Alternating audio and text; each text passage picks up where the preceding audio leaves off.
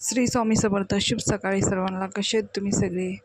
अवधूत चिंतन श्री गुरुदेव दत्त. मंडळी, स्वामींसाठी ना नित्यसेवा हे खूप महत्त्वाचं आहे. नित्यसेवा आपण किती आपल्या हातून घडेल तेवढं चांगलं आहे.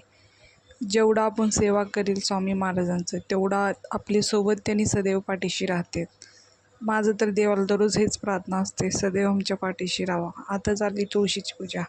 सर्व मंगल मंगले शिवे सर्वदा साधिके शरण्ये त्र्यंबके गौरी नारायणी नमस्तुते.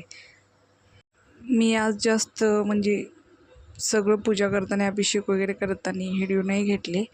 आपलं पूजा घेतली सगळं झाल्यावर करून.